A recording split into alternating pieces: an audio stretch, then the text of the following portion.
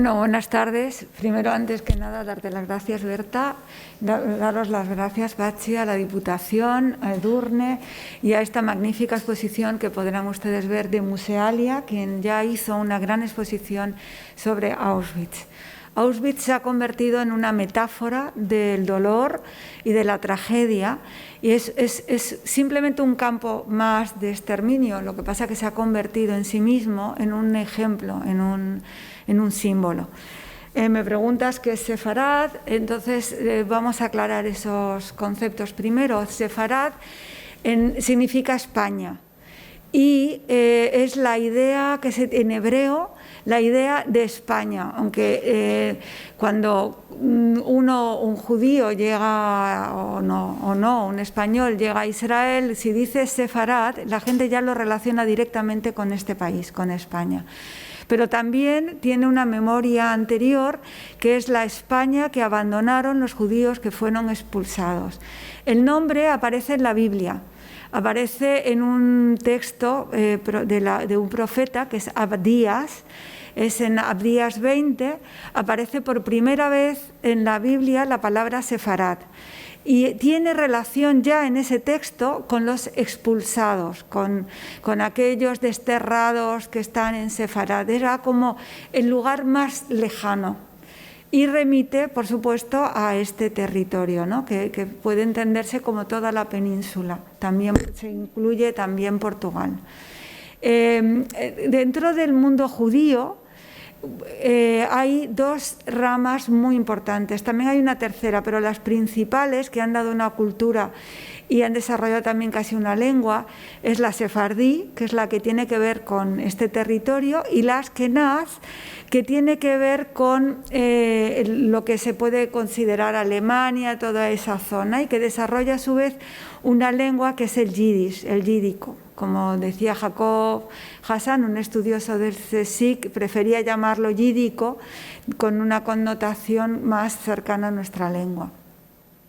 Estas son las dos ramas principales del judaísmo y hay una tercera que es la oriental, que es la de los judíos que se quedan en los países árabes, que también desarrollan a su vez una cultura importante.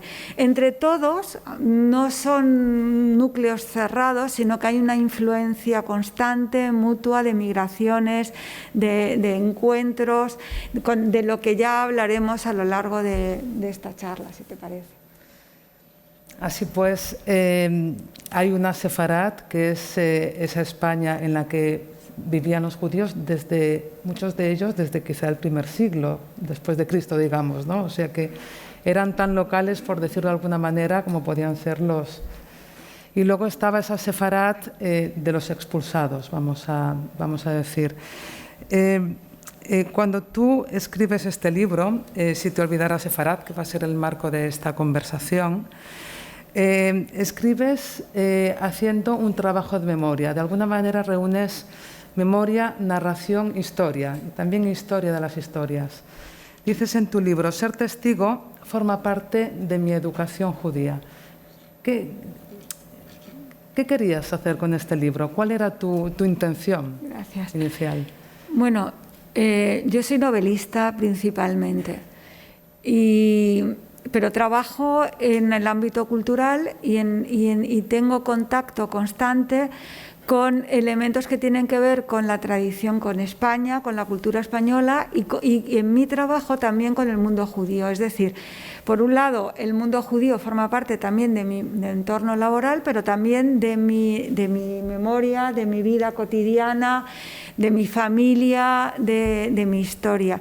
Este libro lo que pretende es unir esos elementos a base de testimoniar y narrar la experiencia de varios años en este trabajo y también en constante contacto con gente del mundo de la cultura, del mundo de la investigación y de la ciencia, a quien yo he querido de algún modo también hacer una especie de homenaje, de recoger sus nombres y de recordar sus nombres. Cuando dices, y me gusta que lo hayas señalado, que hablas del testigo, me gustaría explicar, porque a veces se confunde, ¿qué considero, cómo interpreto la identidad o la idea del judaísmo? Y la considero desde el testimonio.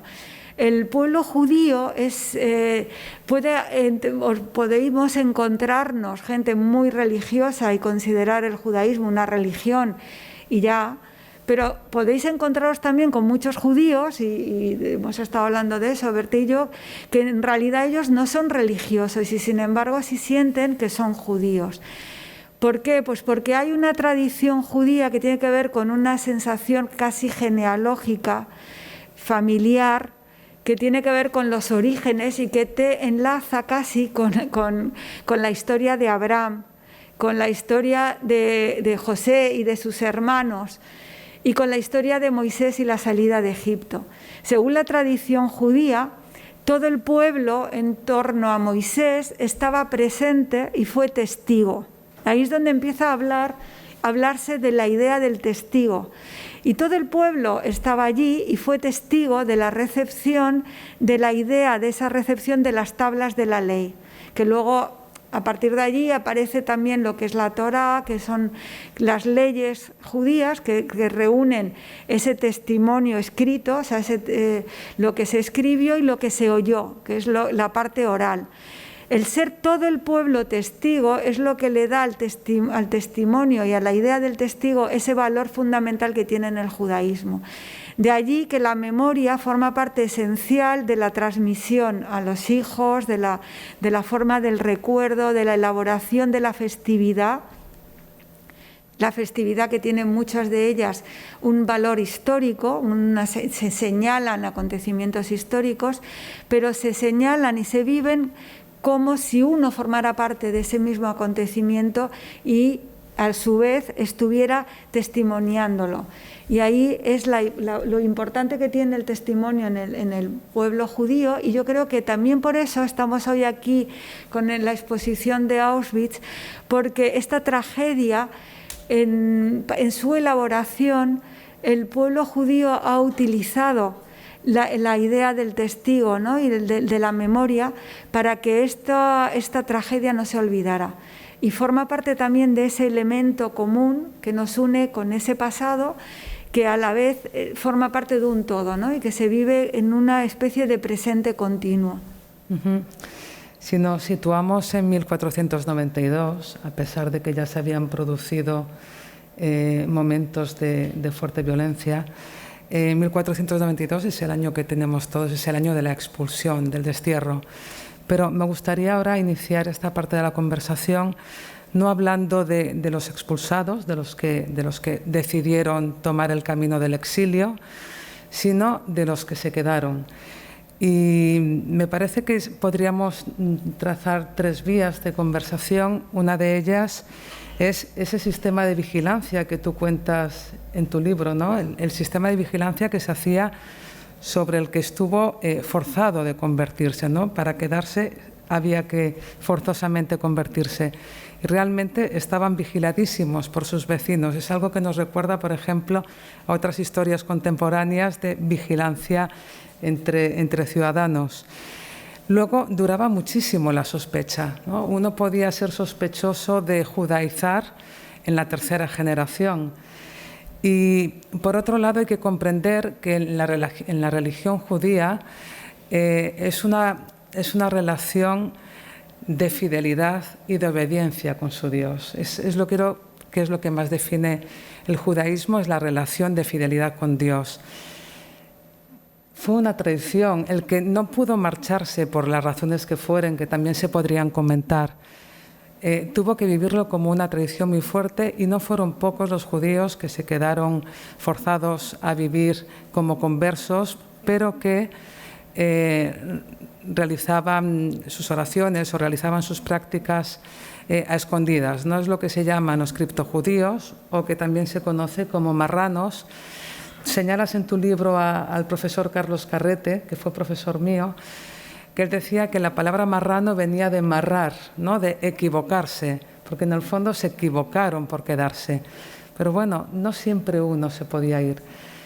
A partir de todas estas cuestiones que estoy poniendo sobre la mesa, hay cantidad de hábitos que con los que convivimos, de poner pimentón, de una serie de cosas que no relacionamos con ese momento de 1492 y que duró siglos, pero que está muy bien explicado en este libro. Me gustaría que charlaras un poco sobre todo ello. Bueno, el acontecimiento dramático de la expulsión fue una tragedia que todavía se recuerda, ¿no? Si vemos en las tragedias contemporáneas, los exilios, la gente que se tiene que ir, uno no sabe nunca cuándo va a volver. Entonces, lo que sucedió en España es que muchos pensaron que esto era algo circunstancial y que vamos a poder volver en algún momento, ¿no? Entonces, cuando se iban, no pensaron que tendrían que irse definitivamente. Y lo mismo sucedía con los que se quedaban, que se convertían pensando que podría ser algo transitorio. Pero antes de nada, métanse en un mundo en el que la verdad es la religiosa. O sea, hoy en día aceptamos que tiene que ver con el ámbito de lo íntimo, pero que, bueno, que nadie nos va a obligar a pensar que hay determinadas cosas y aceptamos que alguien crea en la ciencia únicamente y no le intente encontrar un sentido espiritual a nada de lo que estamos viviendo. Estamos hablando en un momento en el que la religión es la ciencia, es absoluta. El judaísmo convive con una religión que nace del judaísmo, porque Jesús era judío, que nace del judaísmo y que tiene en su formulación vocación de superar al judaísmo. ¿Cómo quiere superarlo? Y ahí están las discusiones de Tortosa, que lo que pretenden es convencer. O sea, lo que quiere el cristianismo de ese momento es convencer al judío de que él ya está en otro tiempo, o sea, él vive en un pasado en el que su verdad se ha superado. De hecho, el domingo es domingo y cambia el sábado como idea de día de descanso, porque lo que se quiere celebrar es la nueva era, un día nuevo, una nueva época. Y el sábado es el último día de la semana, mientras que el domingo según el calendario judío, es el primero. Se celebra el primer día, porque estamos celebrando un nuevo tiempo. Entonces, claro, en ese contexto el judaísmo molesta porque se quedó arraigado en un concepto en el que aquellos judíos que pasaron a creer en Jesús, que ya había venido el Mesías, ya ha venido el Mesías, vosotros tenéis que creer en esto y os vamos a convencer. El hecho de que se mantuviera el judaísmo era una especie casi de ofensa teológica. Y de eso trata en ese momento, en esa época, se quiere convencer, y para eso siempre algunos historiadores dicen que la Inquisición no era racista porque no expulsaba, porque digamos no perseguía a los judíos. No perseguía a los judíos, claro, efectivamente no estaban, se habían ido, habían sido expulsados. Perseguían a lo que podían judaizar, o sea, digamos, tener costumbres todavía judías. Y los perseguían, según la Inquisición, para evitar que otros pudieran seguirlos, porque incumplían la ley. O sea, digamos que en este sentido la ley era muy importante. Pero eso pasa en toda la historia, cuando estabas hablando de esa serie, todos los totalitarismos o todas las hacen un juego con la ley, o sea, transgreden la ley, imponen una ley que realmente es una ley que no tiene en cuenta los derechos de los otros, y ante esa ley uno tiene que obedecer. Entonces, claro, allí hay también, por un lado, factores del cumplimiento de esa ley, también factores económicos muy importantes, porque aquellos que eran ajusticiados por la Inquisición perdían todos sus bienes.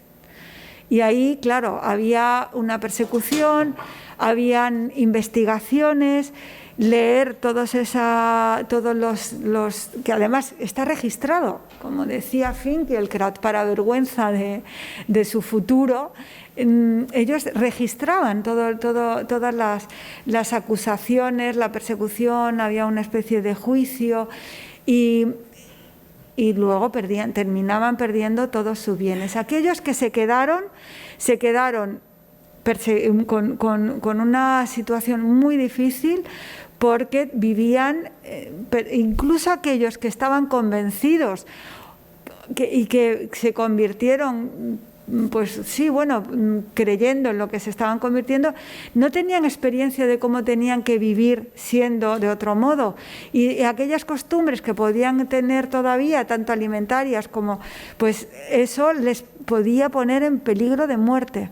Hay ciudades que han mantenido, por ejemplo, algunas costumbres como pues el jamón de vaca, que disimulaba, o pimentón, poner mucho pimentón, porque eso daba la sensación de que era la sangre que está prohibida para la alimentación kosher.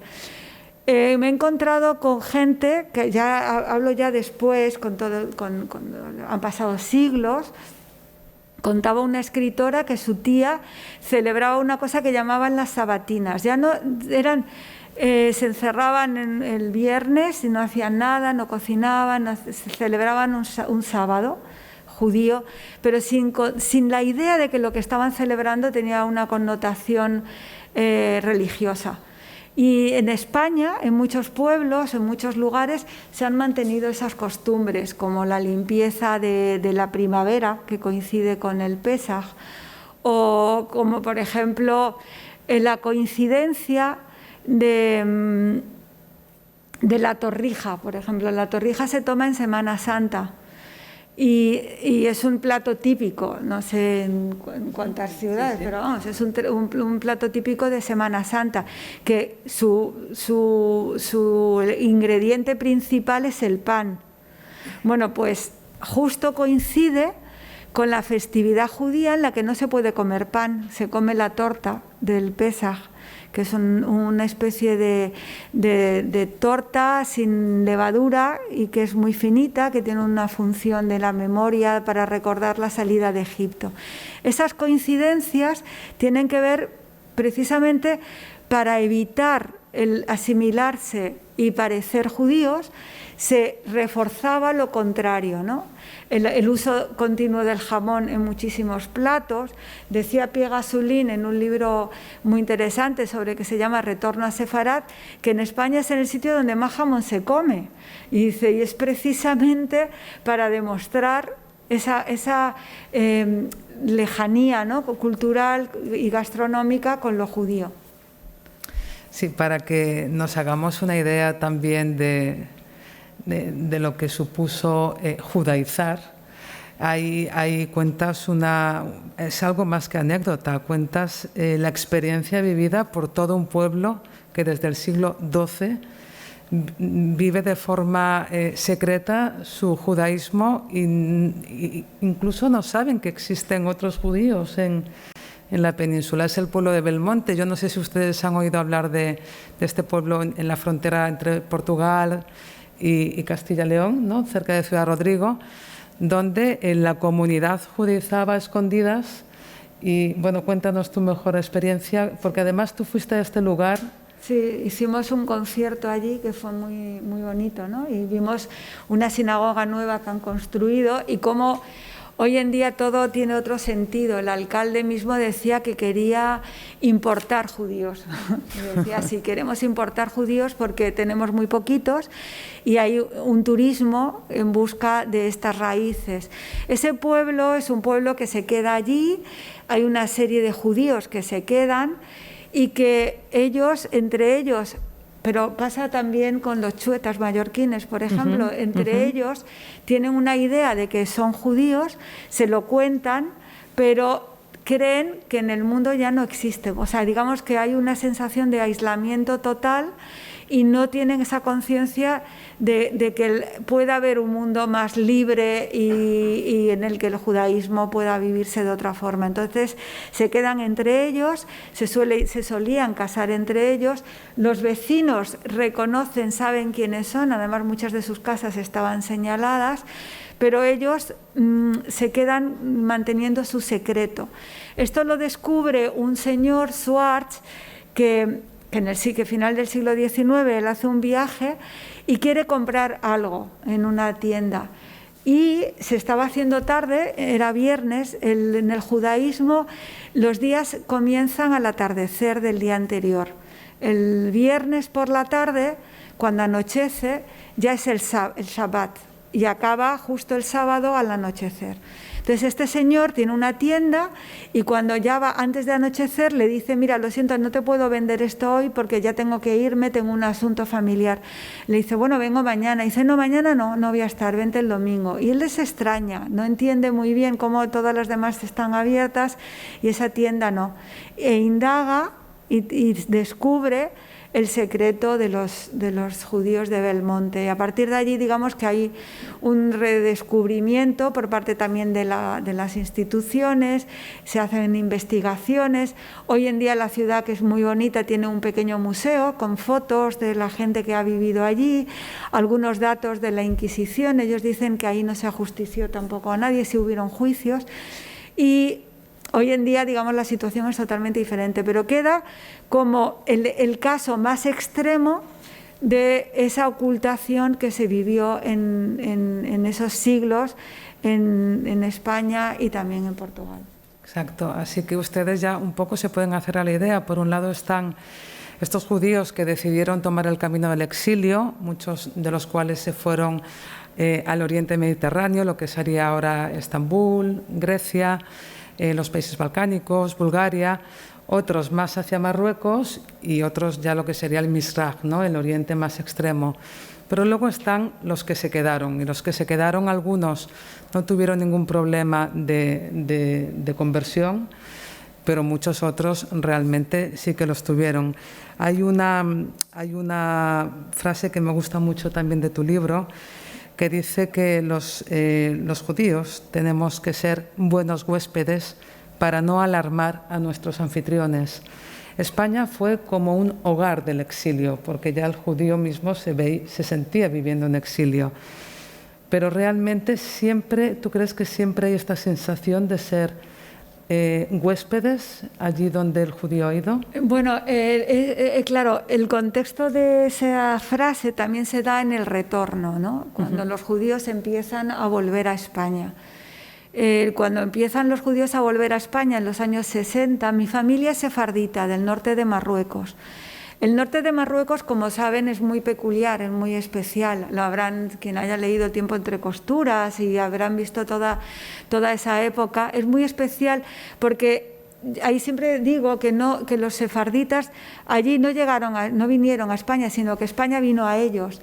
Es el único caso, ¿no?, de sefarditas a los que les llega a España, y ellos reciben España de una forma pues muy alegre, porque en ese momento la situación cuando los judíos vivieron en los países árabes, por lo menos en Marruecos, comparado con lo que pasaba en Europa, vivían mejor, por supuesto, pero no eran ciudadanos con los plenos derechos. Estaban sometidos a una ley que se llamaba la Dima, en la que eran inferiores como infieles. También la mujer, estaba igualado como infieles la mujer y los judíos. Ahora, eran respetados porque los cristianos y los judíos se consideran las religiones del libro, pero desde luego tenían un estatus diferente. Por ejemplo, no podían llevar zapatos, tenían que ir con sandalias, nunca podían estar más altos que un musulmán, etcétera, una serie de cosas. Cuando llegan los españoles, pues para los judíos eso era una sensación de alegría, ¿no? Entonces, en el norte de Marruecos se vivió muy especial esa llegada, y se olvida el español que hablaban, que es la jaquetía, porque quieren hablar lo mismo. Decían, bueno, esto que hablamos nosotros, la jaquetía, es un español del siglo XV, pero es muy pueblerino, vamos a hablar lo que hablan los españoles actuales. Y de algún modo las familias más burguesas, más adineradas, lo olvidaron y lo dejaron más en un núcleo con menos estudios, etcétera. Lo que no pasó ni en Turquía ni en Bulgaria. El español, el españolico, era el idioma de la cultura, el idioma que te confería una clase social importante, pero tampoco hablaban los idiomas de los países donde estaban. Ni en Marruecos mi familia habló nunca el árabe, mi padre por motivos de trabajo, pero no hablaban el árabe, ni en Turquía hablaban el turco, hablaban el español. Y es muy curioso porque cuando vas allí te das cuenta que esa gente durante siglos mantuvo una lengua y no se comunicaba con la gente que tenía al lado. Es sorprendente. Entonces, como digo, Marruecos fue muy especial y cuando llegamos a España era una época también muy difícil, que era la época de Franco. Entonces, claro, ahí en tanto judíos, que ya Franco había dicho que los masones y los judíos y los comunistas, o sea, era todo el mismo paquete, pues era muy complicado. Entonces estaban más o menos vigilados y hay libros que señalan en Barcelona, ahí está recogido en un estudio sobre los judíos de Barcelona, por ejemplo, cómo había una vigilancia y ponía de la raza peligrosa, o sea. Entonces, los judíos que llegaron o que llegamos tenían la conciencia de esa situación de vigilancia y fueron comunidades muy modestas en el sentido de decir quiénes eran o si había alguien que destacaba en algún asunto cultural, etcétera. Al final se mantuvo un cierto grado de invisibilidad. Y por eso, desgraciadamente, en la sociedad española no se sabía muy bien quién era judío, ni se decía, y no se llegó a romper ciertos tabús y ciertos estereotipos que no tenían ya o no tienen o no tuvieron durante mucho tiempo los franceses o los ingleses, ¿no? Donde ser judío era o en América ser judío forma parte normal y natural de una sociedad. En España se tardó mucho y la responsabilidad es de ambos grupos, ¿no? Por parte de los judíos cierto miedo a comunicarlo y por parte de una sociedad en la que no había era una sociedad muy monocultural y era muy fácil tener un estereotipo acerca de los judíos pues erróneo. Quizá alguien en el público se está preguntando ¿qué año llegaron tus padres aquí a España? Y también cómo en su entorno se vivió la cuestión de la Shoah, cuando se tuvo conocimiento de ella. Sí, mi familia llega a España en el 67, que es la guerra de los 6 días. Mi abuelo fue asesinado en Marruecos cuando se fueron los españoles. Y eso fue un trauma de la familia de mi padre muy que marcó, digamos, todo el futuro. Ya hay varias emigraciones dentro de Marruecos. Una es la económica y mucha gente se fue a Venezuela, a Brasil. Y hay un libro muy bonito de Blanche Bendahan, que es una escritora que escribió sobre los judíos del norte de Marruecos y cuenta entonces habla de los que hacían las Américas y volvían, buscaban una chica de Tetuán y se casaban y se volvían se la llevaban, digamos, para formar su familia en otros países. Yo tengo familia, por lo tanto, en Canadá, en Israel, en Venezuela, también en Argentina. Entonces, mis padres, en el 67, mi padre con ese trauma que había vivido cuando vio la guerra de los 6 días, llegó a su trabajo y había un mapa de Israel y sus trabajadores le dijeron: los judíos van a ir al mar. Entonces vino un comisario de policía y le dijo a mi padre, porque mi padre le había ayudado a él en buscar un médico para su hijo que necesitaba, le dijo: mira, no te preocupes. Vosotros, cuando lo necesitéis, os venís a mi casa y os escondéis en mi casa. Entonces mi padre se imaginó un sótano como el de Ana Frank y dijo: nos vamos. Y ese mismo día hizo la maleta, dejó todo y nos vinimos a España porque ya teníamos un tío viviendo en España.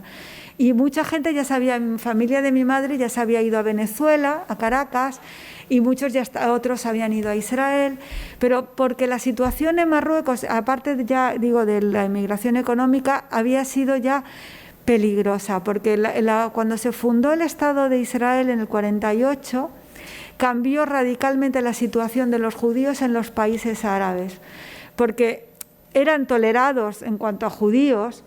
En muchos países formaban parte de la sociedad, por ejemplo, los iraquíes llevaban siglos viviendo en Irak y se sentían formando parte de Irak, también en Egipto, por ejemplo.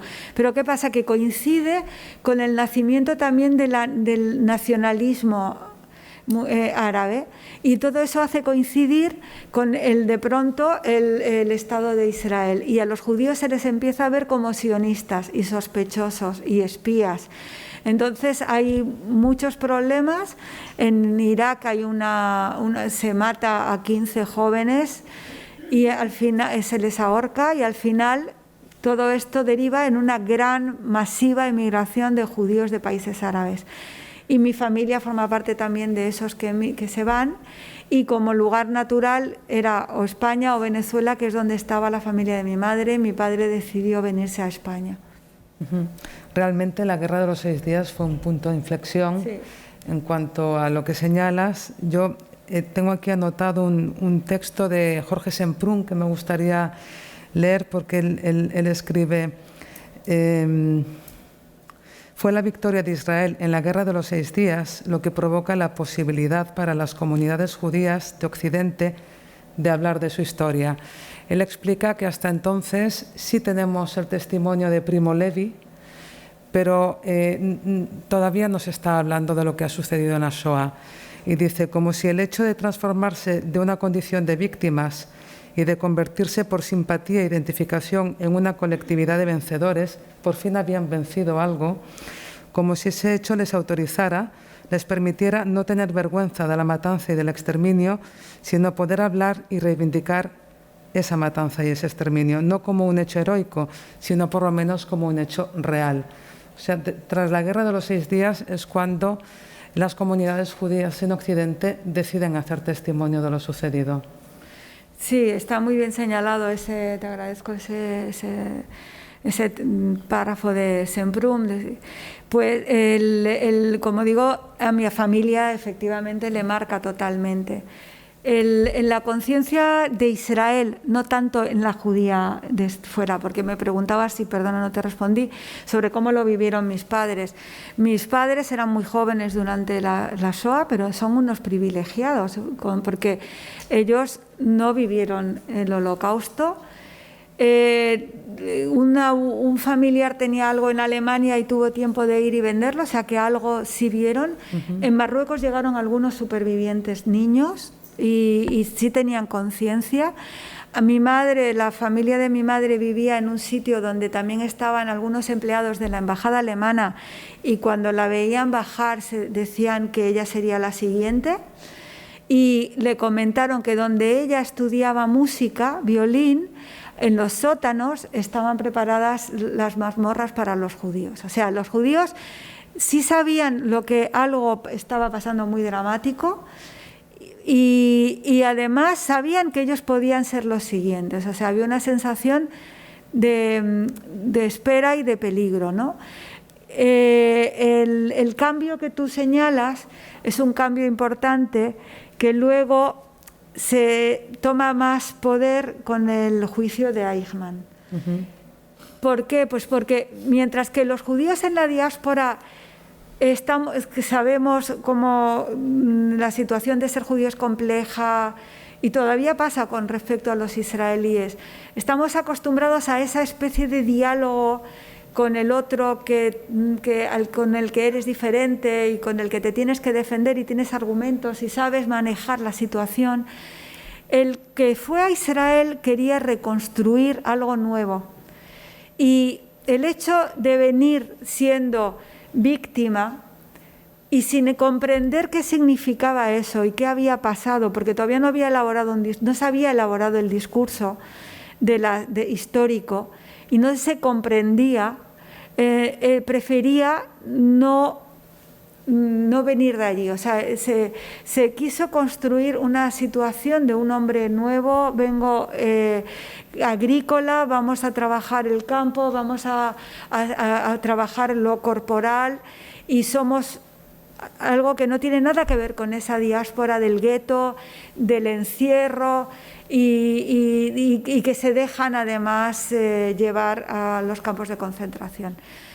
Ese discurso cambia cuando se conoce la historia realmente y de repente aparecen todos esos testigos y muchos de ellos que estaban viviendo también en Israel sobre qué sucedió, cómo fueron las leyes, cómo las leyes fueron transformando. Cuando a mí me preguntan qué pasó, yo digo, es que no había un ejército judío en Alemania que pudiera defender a los judíos.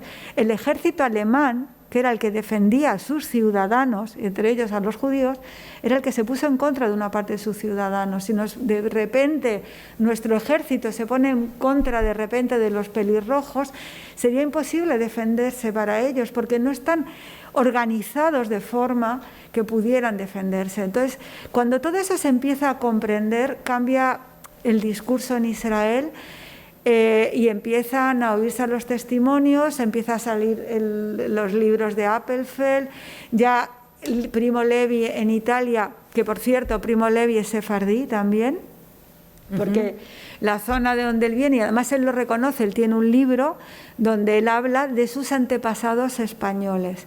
Entonces, este sefardí que sufre el campo de concentración hace el testimonio más importante en cuanto a su precisión sobre lo que es el paso por los campos y finalmente en Israel hay una transformación de mentalidad en la que incluso en una formación de un Estado nuevo cabe esta memoria del desastre europeo. Si os parece, y antes de continuar con el resto de la charla, nos ha preparado Esther un testimonio que vamos a ver, unos 5 minutos dura, de Annette Cavelli. Quizá la quieras introducir. Sí. ¿Quién es Annette? Bueno, el Centro Sefarad de Israel, mi departamento es el de Cultura, Organización de Eventos Culturales. El departamento de la Shoah todos los años trae algún superviviente para que los estudiantes de institutos puedan escuchar a personas que han vivido los campos y puedan tener una experiencia directa, porque el deseo de estos supervivientes es su experiencia que se convierta en la experiencia del otro y te conviertes en testigo de ese testigo. Entonces, por ejemplo, en el Yad Vashem, que significa la mano en el nombre, cuando pasas al pabellón de los niños, que es simplemente un espacio cerrado, oscuro, en el que tú vas caminando y vas oyendo los nombres de los niños, la idea es que cada uno de nosotros nos quedemos con un nombre y lo guardemos. Por eso yo hoy quería traerles a ustedes el nombre de Annette Cavelli. Centro Sefarad de Israel invitó a Annette a venir, vino con Linda Siso, que ella vivía en Niza, y vino varias veces con mucha emoción, incluso se pidió su pasaporte español, porque ella se sentía española, ya lo cuenta.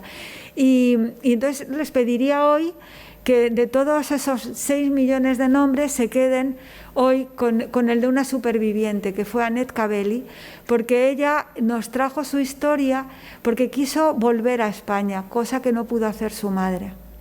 Y si queréis la oímos ahora, porque la experiencia del Holocausto no es solo una experiencia de los judíos alemanes, polacos, sino que a cualquier judío le podía haber tocado, ¿no? Ya digo que podía pasar en el norte de Marruecos y pasó en Salónica, por ejemplo, donde de 50.000 judíos apenas volvieron 10.000. Pues Gorka, cuando quieras, vamos a ver el vídeo. Mi nombre es Florentín Aneta y soy nacida en Grecia, a Salónica. La salida de Salónica fue después de un año que los alemanes estaban en Salónica y entonces teníamos que ir.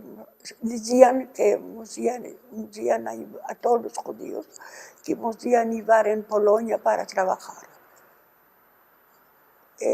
Así fue que en poco tiempo, en 2 meses de tiempo, 65.000 judíos de Grecia nos fuimos a los campos de Auschwitz. Y cuando ya se terminó la guerra, lo más que tornaron eran su cuenta y los otros los exterminaron y también trabajaban mucho y sin la comida era por la tarde era un pedazo de pan y a veces había un poco de margarina. Lo peor que era, porque el clima para los que vienen de Grecia es como, porque allá en Polonia había mucho frío y también que no tenía más comida y entonces se morían mucha gente. Siempre hubo la mano de obra que venían con el tren y se cambiaban. Había los que trabajaban en las fábricas, siempre tenían, los alemanes tenían siempre para trabajar. Cuando bajé del tren a Auschwitz, había una persona que decía, todos los que no pueden andar, viejos, pequeños, entonces tenían que subirse a los camiones. Y así cuando bajamos del tren, ya no encontré más mi hermano, ni mis tíos, ni sobrinos. Mi mamá siempre me tenía así, tenía mucho miedo. Y mi mamá tenía 40 años, no es que era vieja. Y entonces me dice, Aneta, iremos también con los camiones, porque el campo de Birkenau era a 3 kilómetros de la estación de Auschwitz. Y así había mucha gente que se fueron con los camiones. Y esos camiones eran directamente era a la cámara del gas. Yo supe esto después de unos cuantos días. Ya sabía que mi mamá fue como los otros, la casaron y no tenía más nada. Yo tengo una satisfacción porque es que mi mamá, la pobrecita, siempre decía que quería venir a ver España. Para ella era y mi hermano le decía, uy, mamá, cuando va a tener un poco de dinero, te voy a ir a España. Y si dice el pasaporte, no es que yo va a venir a trabajar a mi edad, no es que es por tener la conciencia tranquila. No sé, puede ser que existe que me está viendo, es por ella, porque tenía tanto, no había tiempo, porque los griegos eran muy antisemitas y entonces siempre decía, si estábamos en España no íbamos a encontrar estas cosas, porque había muy antisemitismo en Grecia y había veces que había guetos y venían los extrem droit, derecho, y ponían al gueto fuego. Y la policía ya no hacía nadie, los dejaba hacer. Para ellos también el judío era como si es el diablo.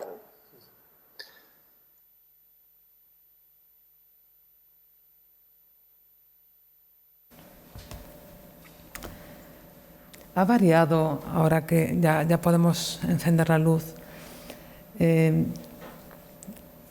lo que motivó la expulsión de 1492, lo hablábamos antes, fue en parte una política de pureza. Había antisemitismo, pero ¿tú crees que la cuestión del antisemitismo ha ido variando o más o menos siempre tiene el mismo ropaje y los mismos argumentos? Bueno, es similar en la exclusión. Es similar en cómo se argumenta, cómo se busca una legitimidad a la exclusión. En el libro de Esther de la Biblia hay un ministro, Amán, que a un rey persa le dice que tiene que excluir a los judíos y matarlos. Y los argumentos que da no son los mismos que puede haber utilizado de algún modo cualquier régimen nazi. Pero ha ido variando en algunos aspectos. Por ejemplo, el que se argumentaba en esa época que estábamos hablando es un argumento religioso. El que argumenta y la religión la transformas con la conversión, pero la transformas. Lo que sucede en el nazismo es un argumento racial. Y ahí, ante ese argumento, es totalmente imposible ningún tipo de escape. Finkielkraut hace una diferencia muy clara entre lo que es el colonialismo y lo que puede llevar a las discriminaciones antisemitas de un lado, pero lo que puede llevar al nazismo, que es la exclusión. O sea, la única posibilidad es la aniquilación y el genocidio. El genocidio es una palabra que surge a partir del Holocausto. O sea, no es un concepto, no es que no hubieran genocidios, es que como idea el Holocausto es tan radical que surge ya el concepto de genocidio, porque es la aniquilación total del otro. O sea, no hay posibilidad de escape. Entonces, sí varió en esa época, hubo una transformación, ¿no? Alguien que estudió muchísimo la cuestión de los totalitarismos y de la Shoah fue la filósofa Hannah Arendt. A partir de todo este trabajo que hizo, trabajó la cuestión de la condición humana, pero siendo más jovencita, cuando en los años 30 se exilia en París, ella trabaja muchísimo sobre la biografía de una alemana que se llama Rachel van Hagen, porque a ella le interesa conocer qué es la condición judía, ¿no? Y entonces investiga a esta mujer que estaba completamente asimilada, que era, sus salones literarios eran de lo más famoso que había en la Alemania de su época, al que iba Goethe, y estaba absolutamente asimilada. ¿Y qué pasó? De la noche a la mañana, digamos, su condición de judía no la pudo borrar, por decirlo de alguna manera. Y a partir de ahí dice Hannah Arendt que la condición judía es una condición de destino. Tú puedes negarla, pero siempre la vas a tener. No es una cuestión de religión, es una cuestión de destino, decía. Le critica a Rachel el hecho de que al asimilarse se olvidara de que era judía, porque al olvidarse de que era judía pensó más en su estatus social y menos, digamos, en todos aquellos judíos correligionarios a ella que no estaban viviendo tan bien o que hubieran necesitado de esa conciencia de ser, ¿no? De ser judía. Creo que hay un papel completamente opuesto al de ella que tú mencionas en tu libro y que me gustaría tratarla porque es alguien que creo que tiene conciencia de su condición judía y como tal se hace responsable, que es Gracia Méndez. Es una mujer fabulosa que vive en sefardí del siglo XVI y ella, al contrario que Rachel, sí que sabe lo que significa ser judía. Bueno, como ven, hoy estamos haciendo algo que a mí me gusta mucho, que es el juego con los tiempos, porque al final parece como que el tiempo no existe, ¿no? Has traído este personaje que estudia Hannah Arendt, que es muy interesante. A mí me sorprendió ese libro porque no entendía, cómo Hannah Arendt se mete en esta historia, porque es una mujer que te recuerda mucho los salones de Proust y elabora ese tipo de... Pero ella sufrió, digamos que también sufrió la discriminación por ser judía, le cierran los salones, etc. Y, por otro lado, Gracia Méndez es una mujer fuerte de su época, Fue una mujer muy valiente y muy fuerte. Ella vive en Portugal, nace en Portugal, pero su origen es de España. No sé, no me recuerdo exactamente el sitio, pero vamos, está escrito en el libro de dónde sale ella, su familia. Se van a Portugal y también se tienen que ir de Portugal. El marido muere y el marido era muy rico y ella hereda la fortuna del marido y con esa fortuna la triplica. Pues trabajan en temas que tienen que ver con la exportación, con las especias y las piedras preciosas, pero en ningún momento pierde, como dices tú, su conciencia no solo de ser judía, porque esto no es una cuestión, en ella no se queda en una cuestión individual, sino que se queda en una cuestión de liderazgo con los otros. O sea, ella tiene conciencia de que tiene fuerza, tiene poder y entonces lo utiliza para ayudar a los judíos que están viviendo momentos de aislamiento, que no tienen fuerza y que no pueden salir de donde están.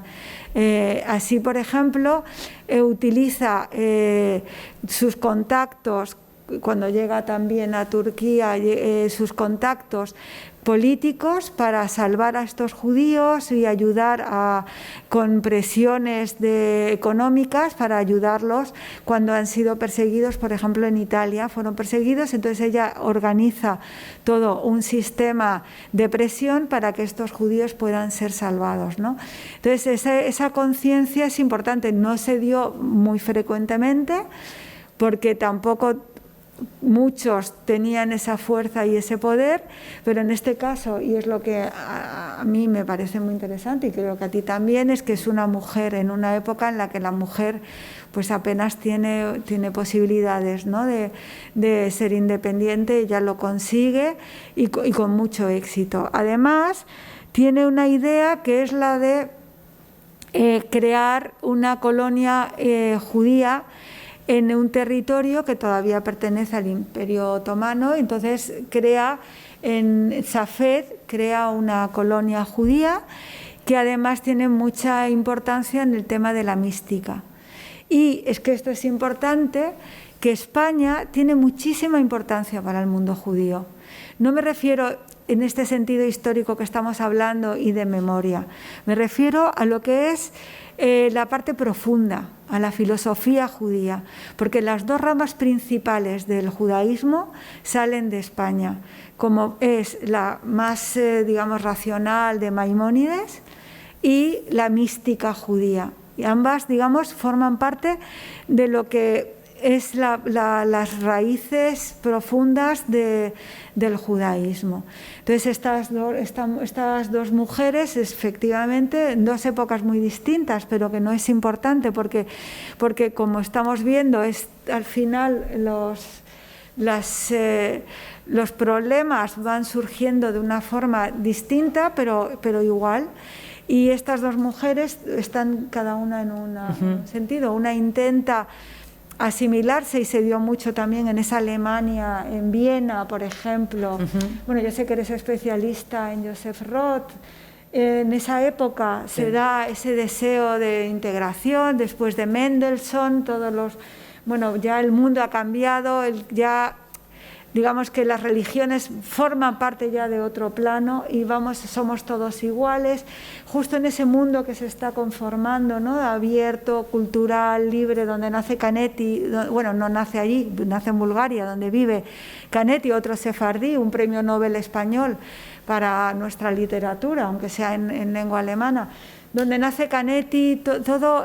Hay un intento que yo no estoy en contra, lo que pasa que es inocente de ser como los demás, porque forma parte de la naturaleza humana. Porque sí, soy judío, pero eso no tiene por qué ser fundamental en mi identidad. Soy hombre o soy mujer, y además soy escritor o soy escritora, entonces formas parte de algo distinto y más abierto. Lo que pasa es que eso se trastocó y se rompió.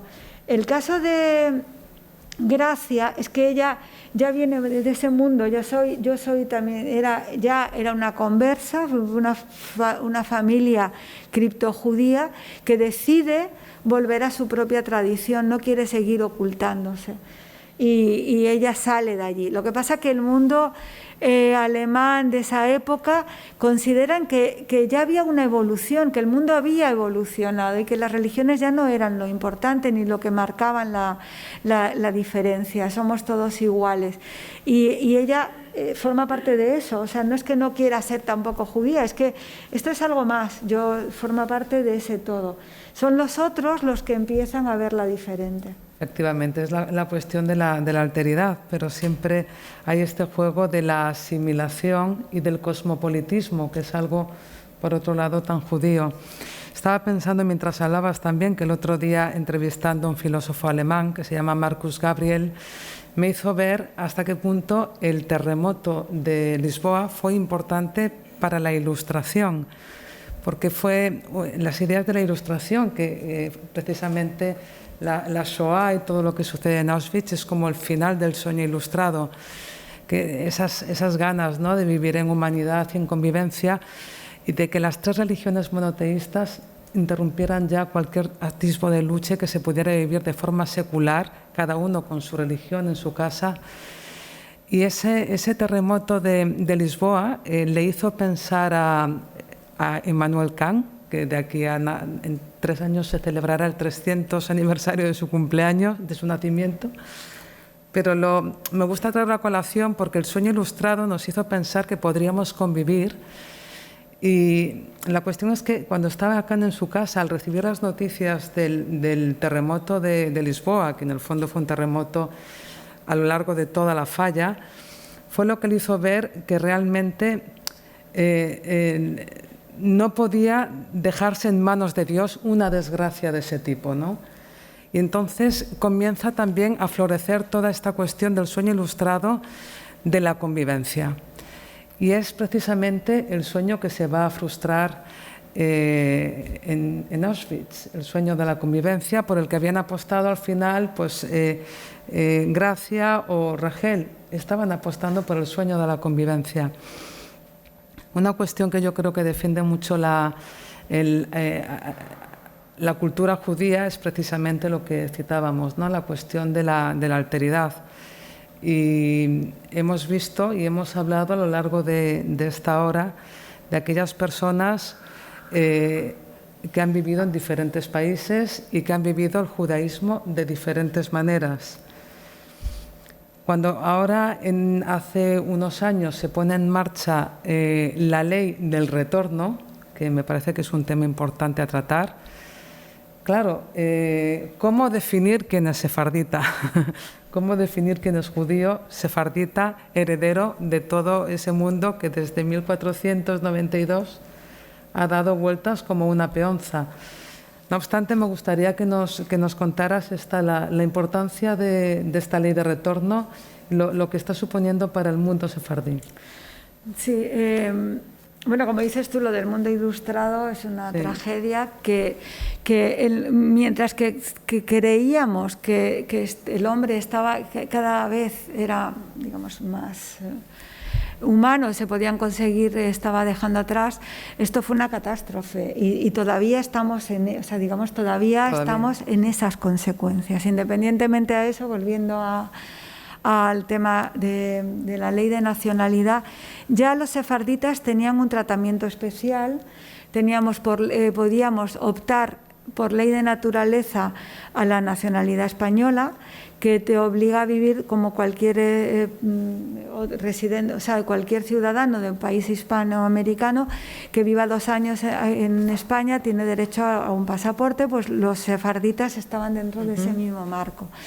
Esto se pretendió hacer una ley que fuese más allá, simbólica, y otorgar el pasaporte español a quien lo solicitara y sin necesidad de vivir en España, que ese era el cambio. Por ley se aprobó, pero claro, ahí entonces empiezan las cuestiones. ¿Quién es sefardita? ¿Cómo se demuestra? Hay muchos sefarditas o sea, muchos judíos que salieron de España pero que perdieron su condición de judíos, se asimilaron en Perú, se asimilaron en Colombia o en México y ya no son judíos, pero tienen nombres y tienen cierta conciencia. Había una periodista del New York Times, Carvajal, que hizo un artículo sobre ese tema. Ella tiene conciencia que su familia, los Carvajal, venían de judíos sefarditas, pero que con el tiempo se asimilaron, digamos, a Colombia, de donde ella estaba, y dejaron de ser judíos. Entonces, claro, la ley te obligaba luego a matizar quiénes eran, cómo habría que otorgarlo, cuáles eran los papeles que había que presentar, y además había muy poco tiempo para presentarlos, porque la ley creo que eran de 2 años a 3 años que se amplió. Entonces, claro, no solo supuso eso una especie de reflexión para quien estaba trabajando y haciendo posible hacer eficaz la ley, sino también para los propios sefarditas, que muchos de ellos tenían que cuestionarse cómo demostrarlo, quiénes eran, cómo podían demostrar, si querían o no querían, y muchos se lo plantearon. Hay muchos casos distintos. Algunos europeos querían el pasaporte español, como por ejemplo Annette Cabelli. Ella, vivía en Francia, en Niza, ella no necesitaba el pasaporte para viajar o para cualquier otra cosa, ella simplemente lo quería como un valor simbólico. Habrán oído además que ella hablaba español. El español que ella hablaba era el que le enseñó su madre. O sea, este es el ladino, muchas palabras con ese acento, esa S un poco suave, y mezclado con alguna cosa en francés, porque ella vivía en Niza. Annette Cabelli, Edgar Morin simbólicamente, él no llegó a hacer el trámite. Pierre Gassouline, el escritor francés, no necesitaban el pasaporte, simplemente lo querían como un acto de valor simbólico. Pierre Gassouline dice que lo que dijo la frase del rey, cuántos hemos echado de menos, a él le tocó. Porque muchos sefarditas, curiosamente, incluso republicanos sefarditas, el hecho de las instituciones y del rey es algo como muy... que ya que te expulsa un rey, que te acoja un rey, es como algo muy simbólico, ¿no? Y tiene un valor. Eso es en el caso de Pierre Gassouline.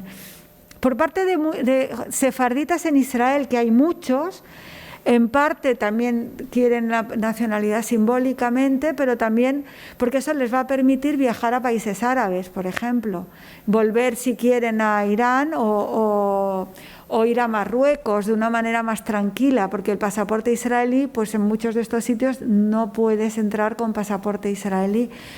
Para muchos latinoamericanos, por ejemplo, el caso de los venezolanos, ya antes de la ley, Sadia Cohen, que es un filántropo, ayudó a muchos a obtener el pasaporte y lo pagó él de su bolsillo, ayudándolos por medio de abogados, porque sabía que Venezuela estaba pasando una situación muy grave, con un gobierno que poco a poco estaba teniendo incluso derivas antisemitas en algunos sentidos. Entonces ayudó a muchos judíos a obtener la nacionalidad ya antes de esta ley. Con esta ley, todos estos que vieron que estaban en peligro, o en Turquía o en algunos países que podían tener conflictos, la nacionalidad y la ley les ayudó muchísimo, porque era un seguro de vida como ya había sido antes. Este pasaporte español a Isaac Reba, por ejemplo, a muchos judíos les ayudó y les salvó la vida. Hubieron hay justos españoles como Sans Brice, que viendo el peligro que estaban teniendo en los países donde ellos estaban, estos judíos, les dio el pasaporte español, incluso sin ser de origen sefardí, ¿no? Entonces, esto de la recuperación de la nacionalidad, como está en esa memoria, como está la memoria del Holocausto para muchos, y también se sabe que gracias a ese pasaporte español muchos se salvaron, mucha gente lo ha querido tener también como una especie de espacio de por si acaso, ¿no? De salvarme en caso de necesidad. Y la verdad que ha tenido más importancia y repercusión fuera de España que en España, que los medios lo han comentado, pero no ha sido importante. Fuera de España ha sido muy, muy importante. Incluso profesores de universidad están estudiando los detalles de la ley para hacer trabajos. Un libro que recientemente va a salir de profesores de la Universidad de Stony Brook, como Daniela Fleischer y su marido, gente que está trabajando todo esto porque de verdad se dan cuenta de lo importante que es, caso singular y único prácticamente en la historia. Está siendo todo súper interesante. Yo voy a formular la última pregunta. Ustedes vayan pensando porque quizá quieren formular alguna. Me gustaría acabar, por mi parte, con una cuestión que tratas al final de tu libro, que es la del jerem, la del anatema. Yo te lo había avanzado cuando hablamos telefónicamente, pero me gustaría introducir esta cuestión para que vean hasta qué punto está unido el 1492 con la modernidad, que es que en 1937, después de los bombardeos de Guernica, del que se celebraron ayer los 84 años, el escritor Joseph Roth escribió en su epílogo de la edición de Judíos errantes el siguiente texto. Quizá me sea permitido en este punto referirme al acontecimiento más terrible acaecido en los últimos años y precisamente en relación con mis informes acerca del anatema que tras la expulsión de los judíos de España fue pronunciado por los rabinos a la Guerra Civil Española. Pocos serán probablemente los lectores que conozcan la versión según la cual Jerem, el gran anatema, habría de expirar este año. Ni qué decir tiene que no tengo derecho a permitirme establecer una clara relación entre lo metafísico y la muy cruel realidad, pero sí lo tengo, en cambio, para hacer referencia a estos, cuando menos, chocantes hechos. No quiero dar por buena la formulación en virtud de la cual, justo cuando el anatema expira, da comienzo la mayor catástrofe que jamás haya conocido España. Lo único que quiero es señalar esta ciertamente más que curiosa simultaneidad y aquel versículo de los padres que dice así: el juicio del Señor amanece cada hora, aquí abajo y allí arriba. A veces pasan siglos, pero el juicio es indefectible. Saco a colación este texto porque Joseph Roth es un escritor que nació en el confín del Imperio Austrohúngaro, era askenazí, pero no sabemos hasta qué punto el mundo askenazí fue una tremenda revolución, la expulsión y la conversión de judíos en España. Se vivió como un terremoto, mayor que el de Lisboa, desde luego, en todo el oriente hasta la zona ucraniana. Y realmente se constituyó una cosa que yo había oído hablar poco de ello, hasta Roth y desde luego hasta tu libro, que es el mito del jerem. Un mito que tú también has puesto tu granito de arena para que el jerem ya desaparezca. Me gustaría que acabáramos con esto. Bueno, Berta ha escrito una tesis sobre Joseph Roth, así que ella conoce bien todos estos textos, incluso fue ella, porque yo no conocía ese detalle, me comentaba que Joseph Roth tiene un antepasado, él señala, sefardí. Y es porque, como dices tú, esa expulsión lleva a los judíos a cualquier parte del mundo y muchos fueron también a Polonia, donde hay muchos apellidos y muchas costumbres que se mantuvieron. Solo que allí se asimilan al mundo en el que se encuentran, mientras que los que van, por ejemplo, pues a Bulgaria, a Turquía o a Marruecos, traen consigo las costumbres y son los otros los que se adaptan a las costumbres de los sefarditas, porque como decía Canetti, ser sefardí era casi como una especie de carta de nobleza, ¿no? Los sefarditas consideraban que venían directamente de reyes era algo que llevaban con mucho orgullo. Y como dices tú, el jerem a mí también me sorprendió, pero tampoco le daba mucha importancia. A mí incluso me llegó a preguntar un judío que vivía en Alemania cómo podía vivir yo en España después de la expulsión, y yo me quedé sorprendidísima porque él vivía en Alemania después del Holocausto. Estamos hablando de un hecho de hace 500 años, y es porque sí que es verdad que fue una expulsión tan dramática que se quedó muy arraigada en la conciencia. El Jerem, yo pensé que era una maldición contra España, pero en realidad luego, leyendo a Cecil Roth, indagando sobre el tema, porque fue una amiga la que me quiso poner sobre la pista, o la escritora Marifé de Santiago, estaba muy preocupada por el tema del Jerem, que había leído también otro texto de Kafka, creo recordar, y entonces estaba muy preocupada. Entonces estaba como, ¿qué pasa con esto del Jerem y tal? Entonces empecé a indagar y leí a Cecil Roth, y es una especie de leyenda, no hay ninguna confirmación, pero no es exactamente algo en contra de España. Como digo, los judíos que se quedaron fueron muchos, y entonces España era un país con muchos conversos.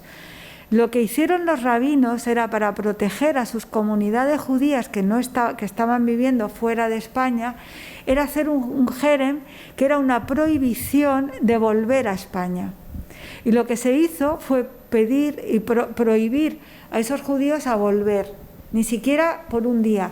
¿Por qué? Pues porque como era primero porque España prohibía la llegada de judíos, pero también porque había muchos conversos, y era para proteger la pureza del judaísmo.